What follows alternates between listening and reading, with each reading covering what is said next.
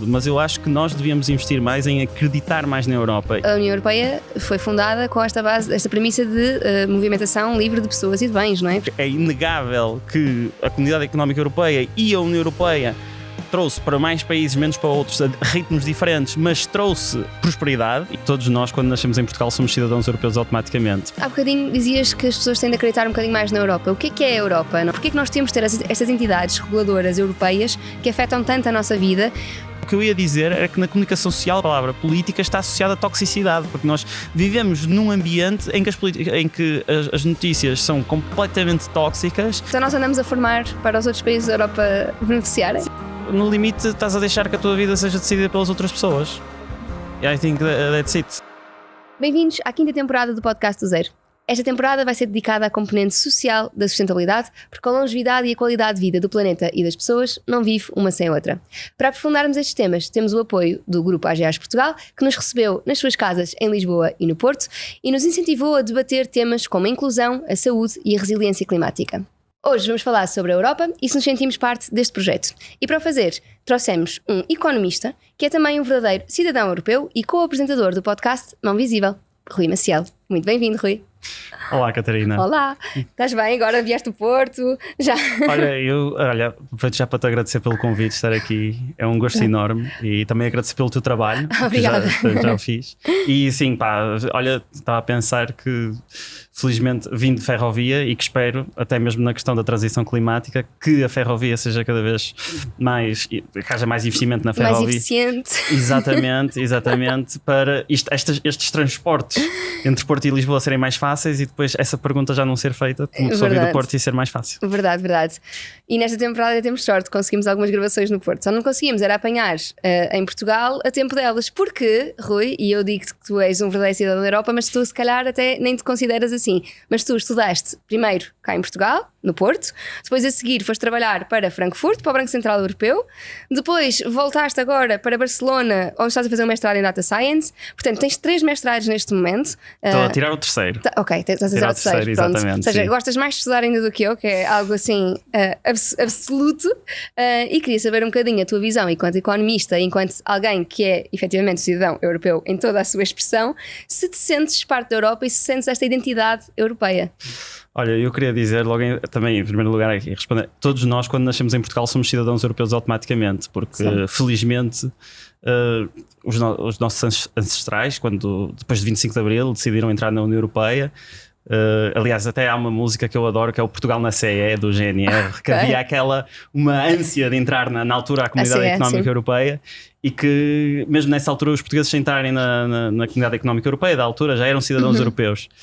Agora, eu recebi e tive a oportunidade o privilégio de usufruir, cá está, desses ancestrais que lutaram para nós entrarmos na União Europeia e que, olha, até no tema da imigração, que é um tema que se fala tanto neste momento e dos jovens, eu consegui felizmente ter uma mobilidade a nível de trabalho e estudantil muito mais fácil, exatamente porque nós estamos dentro da União Europeia e nunca ninguém me perguntou... Barrou a entrada, não é? Barrou a entrada, exatamente. A minha cidadania nunca foi um problema. Portanto, não é por...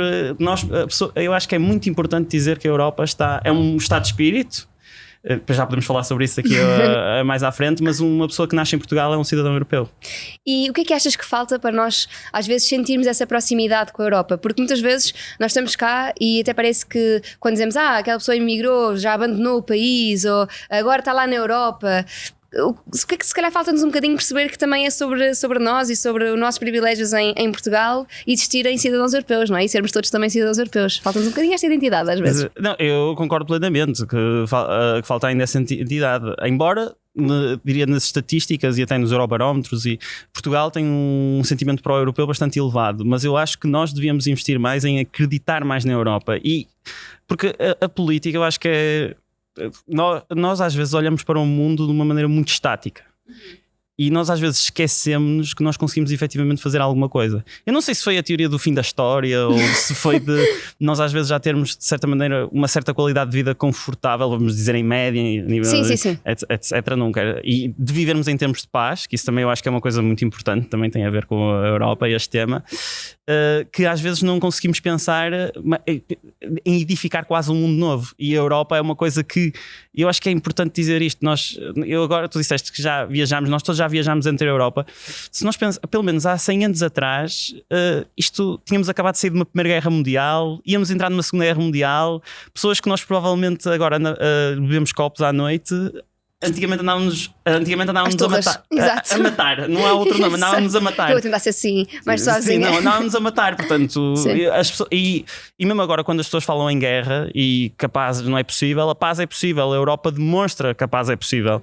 Aliás, a Europa surgiu num contexto muito complicado, um pós-guerra, em que houve alguém, um idealista, não é? Exatamente. Que disse que nós tínhamos de não esquecer o passado, mas fazer uma passagem de ok, aconteceu, reconhecemos que aconteceu e agora temos de construir juntos, não é? Exatamente. E se nós formos olhar, principalmente até nem indo muito longe, até ao século XIX, nós temos guerras napoleónicas, depois as guerras franco-prussianas, Primeira Guerra Mundial, Segunda Guerra Mundial, e de repente nós temos na Europa Ocidental paz. E eu acho que isso é uma das coisas que mais na Europa, eu digo na Europa Ocidental, na União Europeia, nos países da União Europeia. Sim, porque infelizmente na Europa ainda não é uma realidade, mas pode ser. Aliás, e eu acho que quando as pessoas pensam na União Europeia, as pessoas esquecem-se muito facilmente desses fenómenos que felizmente nós nunca tivemos que passar ainda. E há bocadinho dizias que as pessoas têm de acreditar um bocadinho mais na Europa. O que é a Europa, não é? E tu és economista, não é? Portanto tens claramente uma visão económica do assunto, mas acredito também, porque já te ouvi, que também tens uma visão muito social e identitária sobre aquilo que é a Europa. Olha, eu sou uma pessoa ideológica e não tenho medo da palavra ideologia, porque cá está, esta ideia da Europa é acreditar nesta Europa que outros fundaram e lutar por ela mesmo que ela ainda não exista.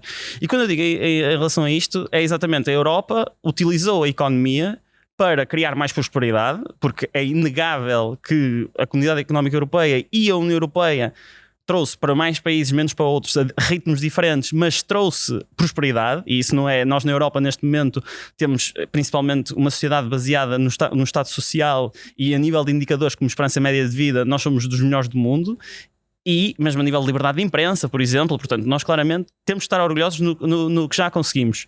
E principalmente a Europa, eu queria dizer, é paz e liberdade. E é paz porque é exatamente aquilo, e frisar outra vez que nós muitas vezes não valorizamos aquilo que nós temos. E nós vemos agora o que aconteceu com a guerra da Ucrânia, vemos muitas vezes nestas pequenas quesílias que existem dentro de países de manifestações cada vez mais violentas que estão a nascer e que a qualquer momento essa paz pode acabar. E é liberdade porque antigamente um cidadão português, e desafio as pessoas a perguntar às gerações anteriores, que não se podia sair do país tão facilmente como é agora. Uma pessoa, por exemplo, nós agora para me candidatar para um trabalho, eu só tenho que mandar o meu currículo e já estou a fazer o processo, e obviamente depois, dependendo do país, tenho que me registrar principalmente nas finanças ou na segurança social, burocracias para pagar impostos ou o que seja, mas não sou barrado pela minha nacionalidade, pelo menos na lei. Infelizmente também continua a haver xenofobia, discriminação, mas menos. E até porque normalmente nós somos cidadãos europeus. Acho que também há uma diferença muito grande em imigração dentro da Europa, não é? Ou de fora da Europa, no que diz respeito à União Europeia e ao respeito da identidade e da liberdade individual. Às vezes nós somos muito privilegiados porque já somos, lá está, cidadãos europeus. Cada cidadãos não europeus que venham para a Europa têm uma visão diferente. A maneira mais fácil de ver isso é nas linhas do aeroporto, que isso é uma coisa muito curiosa, que uma pessoa quando vai é mais rápida, não tem fila. A linha europeia está sempre a andar, e depois uma pessoa às vezes vê cidadãos europeus encaminhados para o outro lado. E portanto, isso é uma maneira muito fácil de ver o que é a liberdade de movimentos. Uma boa analogia. E de facto, a União Europeia foi fundada com esta premissa de movimentação livre de pessoas e de bens, não é? Portanto, de facto, a linha do aeroporto simboliza muito este princípio. Esse princípio, sim. Boa. E queria só dizer, já agora aproveito para dizer, sabes, que...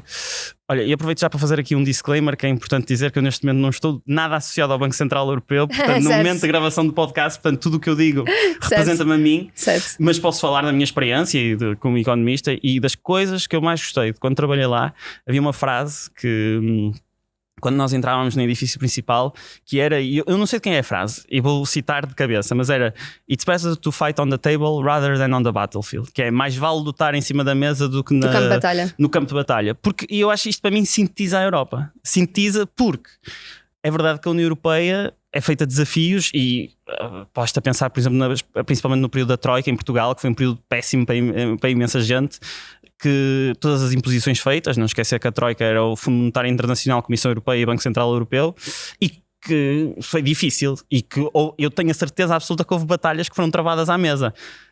Mas é isso, eu prefiro 1000 vezes que as batalhas sejam travadas à mesa do que sejam no campo de batalha, na rua, não é? À frente da nossa casa, não é? Exatamente, que as pessoas muitas vezes esquecem disso, exatamente. É engraçado teres referido o teu trabalho no Banco Central Europeu e referido o caso da Troika, porque nós temos ouvido, nós vamos sempre ouvindo falar sobre o BCE, não é? E sempre em contextos difíceis. O contexto da Troika, ouvimos mais do FMI na altura, mas o contexto da Troika, o contexto agora da crise de habitação, porque os controles dos juros estão no BCE. Porque é que nós temos de ter estas entidades reguladoras europeias que afetam tanto a nossa vida? E se achas que isto às vezes também dá muito jeito à política nacional para desculpar, não, a culpa não é nossa, a culpa é de uma decisão central, não temos nada a ver com isso, nem gostamos do assunto. Isto há uma frase muito conhecida, quer dizer, muito conhecida até em vários sítios, que é: há uma nacionalização dos sucessos e uma europeização dos falhanços, não é? Portanto, isso é uma que infelizmente a política do dia-a-dia obriga. Contudo, eu queria dizer que pelo menos o Banco Central Europeu isto aqui já é uma questão até de economistas, que os economistas questionam qual é que deve ser a posição comunicacional do Banco Central Europeu, se deve ter uma postura mais proativa e efetivamente tentar resolver. Sim, e aliás até a nova estratégia que foi aprovada é nesse sentido, de ter uma comunicação mais proativa, porque durante muitos anos, até na literatura económica, o objetivo do Banco Central era não se ouvir falar dele, certo. Porque a verdade é que era só regular o que os outros bancos faziam, não é? Sim, mas a questão é que se ninguém ouvisse falar dele, queria dizer que estava tudo bem. Certo. Portanto, porque é verdade. E aliás, eu aproveito para dizer aqui que as pessoas não têm conhecimento, mas por exemplo, o Banco Central Europeu tem neste momento o mecanismo de supervisão único europeu, e que quando aconteceu a crise a crise da dívida soberana foi mais 2011, 2012, não existia um mecanismo único de supervisão europeia. Isto é, cada país tinha a sua própria... E nós, numa economia tão globalizada que existe, e principalmente no mercado de moeda única, viu-se que é necessário, cá está, termos uma entidade que supervisiona estruturalmente os vários bancos em vários sítios, e que eu tenho a dizer com um profissionalismo que digo isto, e não digo até com aquela visão de que Portugal não é bom, nós temos os melhores economistas e os melhores supervisores todos a trabalharem ali para efetivamente garantirem que os bancos não nos falham. Claro. E assim como os bancos não nos falham, também... muitas vezes nós, e dando esse exemplo que tu falaste de internacionalizar, nós dizemos que a culpa é da Europa quando falhamos, mas dizemos que os sucessos são nossos, são nacionais. Às vezes nós esquecemos de quanto é que a Europa nos dá, não é? Para o nosso dia-a-dia, para todos aqueles fundos públicos a que nós acedemos e os PRRs da vida, esquecemos de onde é que eles vêm, não é verdade? Exatamente. Olha, sabes que olha, um grande exemplo de sucesso de comunicação até da União Europeia é que eu acho que todos nós já vimos alguma vez aquela pequena placa que dizia cofinanciado pela União Europeia ou cofinanciado pelo programa não sei o quê, e até digo, infelizmente, a maior parte do investimento que nós vemos até é da União Europeia. Portanto, isso é uma maneira de nós vermos esse impacto nas nossas vidas. E isso está em risco de acabar com a entrada de outros países na União Europeia? Ou seja, porque neste momento estão alguns países a serem mais ajudados, como é o nosso caso, ou a Grécia, e isso pode acontecer mudar? Olha, isso é um tema ótimo. Olha, agradeço também muito essa questão, porque isso é uma questão que pouco se fala em Portugal. E a questão depende. Eu gosto sempre da resposta do economista, como o verdadeiro economista diz sempre depende. Certo. Depende. E é verdade. O ambientalista também. Uma pessoa tem que pensar aí, mas o que normalmente se diz e se pensa quando a entrada dos novos países é que os fundos da União Europeia são muito distribuídos pela riqueza comparativa com a média europeia. Portanto, se vão entrar países com menos riqueza, naturalmente Portugal, de repente, até podemos dizer, não estamos na cauda da Europa. Por comparação.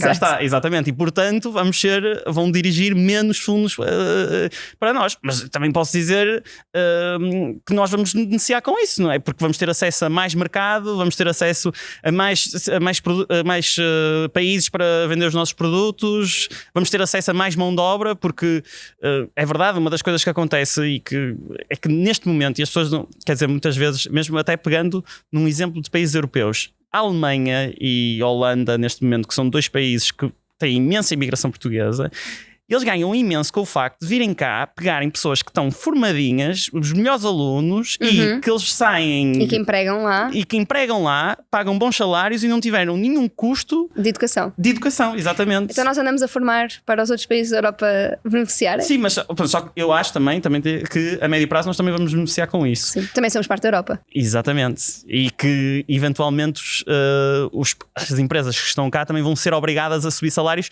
porque de repente... Estas empresas de cá, de Portugal, estão a ser obrigadas a concorrer com as empresas europeias. Exatamente. Têm de pagar melhor. Mas então achas que devia existir uma política fiscal comum, por exemplo? Pronto, isso são perguntas andares a matar, mas... Não, pergunto isto por uma questão, que é, se nós estamos a falar sobre podermos concorrer com outros países da Europa porque vamos ter de aumentar salários. Por outro lado, temos políticas fiscais muito diferentes de outros países da Europa. Se houver uma política fiscal unificada, há menos soberania dos países ou há efetivamente uma competitividade mais justa? As duas coisas. Okay. As duas coisas, não, porque é verdade isso. Então, mas pegando no que a literatura económica diz, é que claramente para haver uma união, isto é, nós já temos uma união monetária e temos uma política monetária comum, mas não temos uma política orçamental comum. Portanto, para completar esta política monetária e para efetivamente corrigir desequilíbrios que a política monetária faz, certo, inevitavelmente, criou, cá está, porque existem economias diferentes. O euro beneficiou mais uns do que outros. Exatamente, sim, e existem ciclos económicos diferentes e até na subida e descida das taxas de juros. Portanto, uma política orçamental poderia complementar isto e cá está, a corrigir alguns desequilíbrios. Agora, qual é o caminho neste momento? A nível, porque isto é o que a literatura económica diz. A nível político é exatamente aquilo que tu pegas, que claramente isto vem com um custo e o custo vem com a soberania dos países. Agora, e aí eu já posso dizer, eu estou disposto a assumir esse trade-off ou o custo-benefício. Isto é, eu acho que nós num mundo cada vez mais globalizado e quando eu vejo certas propostas até de certos partidos que se vão apresentar à União Europeia e dizem que Portugal deve sair da União Europeia? Sim, exatamente, eu fico, ok, tudo bem, e onde é que queres que Portugal fique? Porque a verdade é que é quase voltarmos ao orgulhosamente sós, que é mesmo orgulhosamente sós, e onde é que queres meter o orgulho? É exatamente isso, não consegues fazer nada, não consegues ter uma voz ativa até numa questão ambiental, eventualmente, porque não estás sentado na mesa dos grandes. Porque depois também Portugal, uma coisa que eu também penso muitas vezes é que nós dizemos que, em primeiro lugar, Portugal é um país médio na União Europeia. Quando dizes, nós somos um país pequeno, não somos. Qualquer indicador estatístico vai dizer que somos um país médio. Claro que é muito mais fácil dizer que somos um país pequeno. E depois nós temos um grande problema que, obviamente, que comparamos-nos aos melhores. Só que nós, em vez de nos compararmos aos melhores e dizermos, vamos tentar ser como eles, não, bota abaixo, somos pequenos. Nivelar por baixo. E nivelar por baixo, exatamente, sim. É muito... Pronto, Portugal tem muito ainda que aprender mesmo com a própria Europa e cá está, se calhar, mesmo tentar perceber isto para dar a volta ao raciocínio e terminar, é que há países que querem sair e que para Portugal, mesmo estando na parte mais ocidental da Europa, se investir mais na União Europeia pode efetivamente ter um maior papel na decisão das coisas. Obrigada por estar a ouvir o podcast do Zero. O meu nome é Catarina Barreiros e com este podcast pretendo trazer mais informação sobre sustentabilidade. Esta temporada tem o apoio do Grupo AGEAS Portugal, que olha para a sustentabilidade como um caminho incontornável. Juntos vamos olhar para as suas ambições de longo prazo, de fomentar a inclusão, promover uma sociedade mais saudável e contribuir para a resiliência climática. E há aqui um aspecto muito interessante que falaste, que é nós podemos vender a mais pessoas se houver mais países na União Europeia. Nós, sendo nós um país com 11 milhões de habitantes, o nosso potencial de mercado, de repente, quando se entrarem 40 milhões de pessoas, é o de abrir um mercado, de repente, a mais 40 milhões de pessoas. Eu acho que, se calhar, eu vejo isto de uma maneira muito direta, porque eu tenho uma marca que vende para fora, não é? E há todo um mercado que, de repente, não tem burocracias. Exatamente. Quando houve outro que se fechou, e, por exemplo, para nós, fechou fornecedores, fechou clientes, fechou tudo, não é? E tornou tudo muito mais difícil. Eu, em relação ao Reino Unido, eu não sei, por acaso, há um documentário específico que está na minha cabeça, mas eu sei que há vários documentários e isto, que é o impacto do Brexit nos pequenos negócios. Então aquilo é lindo de se ver para um pró-europeu, porque aquilo vê-se claramente que aquilo é um desastre. Eles venderam mentiras atrás de mentiras, não conseguiram fazer negócios, não conseguiram fazer os tais trade deals que eles queriam vender, e de repente as pequenas e médias empresas que tinham imensos negócios com a Europa continental, de repente tiveram que viram-se aflitas. É muito engraçado porque fizeram uma sondagem em que se os cidadãos do UK voltassem a votar, que já provavelmente não iria existir o Brexit. Olha, já tem aí, desculpa interromper-te, mas tem aí uma deixa ótima, que é já na altura, supostamente, ganhava, mas as pessoas não foram votar. Pois é. Portanto, nós temos de votar nas europeias. Já passaram, nesta altura que sai o podcast, já passaram as nossas eleições em Portugal, mas as europeias vamos bem a tempo. Bom, uma questão que falámos de economia, de Europa, falámos de política também na Europa. Mas há aqui uma questão social também, que são os valores sociais da Europa, os valores de liberdade da Europa. Tu sentes que por aí nós conseguimos aproximar-nos mais à identidade europeia? A nova geração, provavelmente, em Portugal, achas que se revê mais nos valores da União Europeia devido à liberdade de expressão individual? Ou achas que nem sequer pensamos nisso? Olha, eu acho que em primeiro lugar, felizmente eu diria que se vê na questão da tolerância.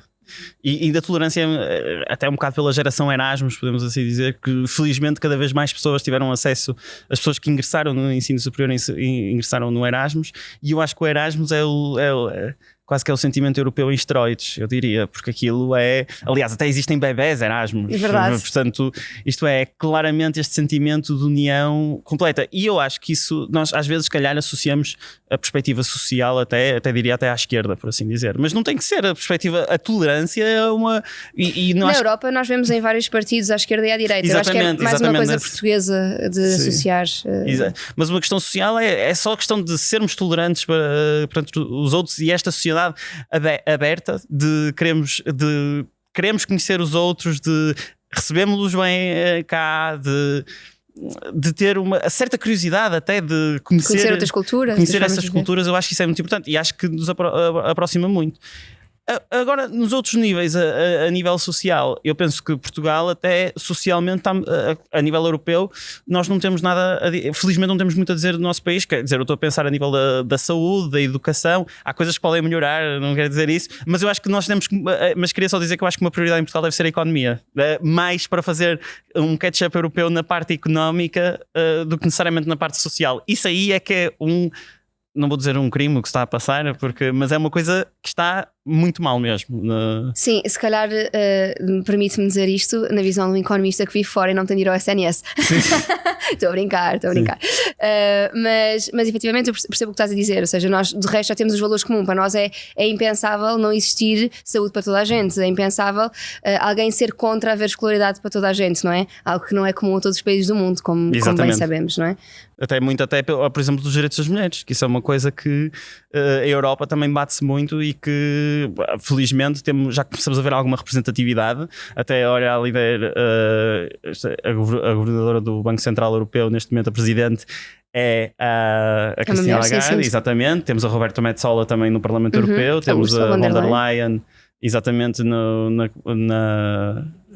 Comissão Europeia, sim, portanto temos bastantes mulheres, e eu acho que isso é o melhor sentimento europeu que esse, principalmente para as mulheres, porque basta pensar, por exemplo, em Portugal nós só tivemos, se não estou em erro, vamos ver se a memória não me falha, mas nós só tivemos uma primeira-ministra, não tivemos nenhuma mulher presidente da República, e mesmo líderes parlamentares, líderes de partidos foram muito poucas comparativamente, isto é, se nós começarmos a enumerar... Neste momento temos uma na Assembleia e uma a concorrer para fora da Assembleia, penso eu. Temos a Mariana Mortágua, o Bloco de Esquerda, exatamente. e temos a Oceana Liber, também que vai concorrer agora. Exatamente. De resto, não acho que haja nenhuma mulher a concorrer. Assim à cabeça, vamos ver se não nos esfaqueiam depois do podcast, porque de repente nos esquecemos de alguém. Senão eu corto. Estou a brincar. Isso de facto é um ponto de referência importante, que em Portugal nós, a nível de direitos, mesmo de liberdade de expressão, liberdade religiosa, nós não somos perseguidos pelo aquilo que defendemos, só nas redes sociais. Algo a que estamos habituados. Uma questão que queria colocar: falaste há pouco dos estudantes Erasmus e de como isso seria talvez a maior expressão europeia. Houve muitas coisas que a Europa nos trouxe, os roamings da vida, o carregador comum mais recente. O que é que achas que em Portugal tem mais expressão no que diz respeito ao apoio europeu e que a maior parte das pessoas se calhar não conhece tão bem como os programas Erasmus? Olha, eu diria mesmo a mobilidade. E eu vou bater outra vez nesta tecla, porque as pessoas, principalmente da minha idade, que eu vejo até votarem em partidos que são contra a União Europeia, que as pessoas não têm noção que todas as hipóteses que elas têm porque no limite, antigamente, nós estávamos mal em Portugal e as pessoas, para emigrarem, era um filme, tinham que ir a salto, tinham que sacrificar a sua própria vida, deixar a sua família em casa, não comunicavam, deixavam literalmente a vida completamente para trás. Aliás, eu tenho uma história na minha família e que basicamente uma pessoa passou um passaporte que era dele, mas falso, para essa pessoa ir para a França e ele nunca mais viu esta pessoa. Portanto, e eu acho que isto foi foi há mais de 50 anos. Porque, claro, sim, mas isto foi há uma geração. Sim. Isto é, agora felizmente não sou amigo. Na história do mundo foi há um segundo, há meio segundo. Exato. Agora uma pessoa pega numa mala, pega num bilhete de avião, não tem que pedir nenhum visto. Verdade. Isso foi eu fiz Erasmus também, fiz Erasmus em Itália. E é engraçado porque em Erasmus existe aquela piada de que toda a gente já cortou a massa à frente de um italiano em Erasmus. Eu vivo com italianos. Pois, são muitas vezes condenado. Exato. E é engraçado porque quando cheguei lá, o maior problema, eu até na altura comentei com o meu pai, que é: eu agora estou cá, eles deixaram-me entrar, mas agora o problema está a ser criar o código fiscal, o NIF lá, ou seja, eu já estava na faculdade, mas não tinha de fazer um código fiscal diferente. Eu dizia ao meu pai: mas isto é mesmo assim? Eu na altura um bocadinho ingênua: isto é mesmo assim? Então, mas o meu número de contribuinte não serve aqui para a Itália. Se calhar uma política fiscal comum resolvia isto. Podemos, olha, eu desafio-te até a submeteres a ideia, quem sabe um dia até a concorrer, para efetivamente trazer essas ideias para a frente. Sim, não, na política infelizmente não, mas não. Sim. Olha, eu já disse e argumentei isto publicamente: a política não se faz só por via das instituições. Nós aqui a falar de política estamos a fazer política. E há uns episódios atrás estivemos a falar com o Francisco Cordeiro Araújo e ele disse exatamente isso: eu concordo plenamente política com isso. É cidadania. Exatamente, portanto, é ação cívica. Olha, eu digo, isto não é só a maneira como nós tratamos o nosso parceiro ou parceira. É um ato político muitas vezes. Ato político muitas vezes. Portanto, depois isto pode ficar um bocado, eu já tive essa discussão que até no limite tudo é política, e aliás eu acho que isso é por isso que às vezes as pessoas dão assim um bocado o burnout a nível mental, porque depois de repente é tudo política e às vezes mas a nossa vida é política, nós é que temos medo dessa palavra, parece-me, não é? Mas porquê? Mas concordas que temos ou não? Quer dizer, eu vivo na minha bolha e na minha bolha eu sou daquelas pessoas que mandam para a frente, vamos discutir e vamos mudar as coisas. Mas eu diria que pelo menos na comunicação social quer dizer, não sei, eu não tenho essa sensação. Não? Vivo nessa bolha, não. Estava a pensar na comunicação social, só que imagina, a única coisa que eu ia dizer era que na comunicação social a palavra política está associada à toxicidade, porque nós vivemos num ambiente em que as notícias são completamente tóxicas, gente que eu acredito que quer fazer coisas boas, e digo isto de todos os aspectos políticos, as pessoas são esmivalhadas, esmifradas, a vida pessoal das pessoas é completamente exposta a uma desumanização completa dos políticos, e isso é que eu acho mal. Portanto, se calhar até aí até respondendo até acho que sim, acho que associamos a política de uma maneira negativa, até exatamente porque na comunicação social os políticos, aliás, eu digo isto e é mesmo verdade, digo-te que para mim, das coisas que também me hesita, para mim me faz pessoalmente, eu como ser indivíduo, Rui Maciel, não querer entrar na política, é muitas vezes o custo associado para a tua vida pessoal, para a minha vida pessoal, a exposição e depois no limite não só por minha causa, é toda a minha família que vai ter de lidar com essa exatamente, exposição. com uma decisão pessoal. E ser escrutináda por Exatamente. causa dessa decisão. Exatamente. Portanto, Isso é um ponto interessante, porque falávamos há bocadinho da Europa, de que Portugal, em aspectos sociais, está muito enquadrado com a Europa, mas parece-me que na participação cívica, às vezes ainda temos alguma coisa a aprender, até no que diz respeito, por exemplo, à participação jovem, na política e na representatividade. Eu sei que tu estiveste já a participar em programas em que davam voz à juventude, mas sinto que a nossa juventude quer ter uma voz e não tem tanto espaço para o fazer. Por exemplo, existem pessoas com menos de 30 anos em listas, cabeças de listas de partidos na Europa, e em Portugal não sim, existe. Exatamente, sim. Ainda agora o primeiro-ministro de França tem 30 e poucos anos, sim. E eu tenho a ideia que mesmo nas eleições europeias estão a lançar cada vez mais. Na Finlândia também já houve uma primeira-ministra muito jovem. A Sanna Marin, exatamente. Peço perdão pelo meu sotaque, mas sim, nem vamos tentar. Nem vamos tentar, sim, mas a Sanna Marin não.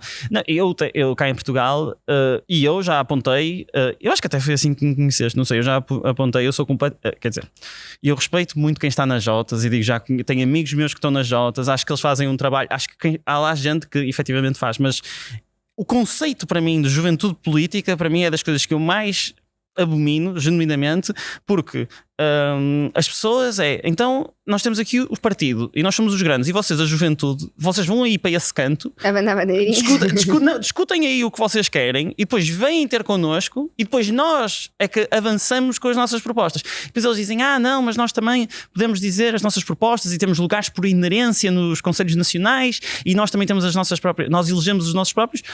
Pois, mas só que eu aí respondo mais com empiricamente. A verdade é que eu vejo até a nível de funcionamento partidário, normalmente os partidos que não têm juventudes formais têm mais pessoas jovens com assento na Assembleia da República. Claro, porque como não existe uma juventude, tomam lugares de decisão no partido. Exatamente. É como exatamente, e digo isto, é exatamente como haver as mulheres não sei quê, como haver os trabalhadores não sei quê, isto é, se existe uma coisa genuinamente representativa... Elas têm de estar no centro de decisão e não num partido à parte, não é verdade? Exatamente. E não é metê-los todos numa sala e depois vocês vêm cá para fora e depois aí sim é que vêm falar. Nós falamos por eles. Exatamente.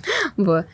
Olha, falámos aqui dos aspectos sociais, económicos, políticos da União Europeia, mas se tivesses 1 minuto para convencer alguém a ir às urnas e votar nas eleições europeias, como é que tu o farias?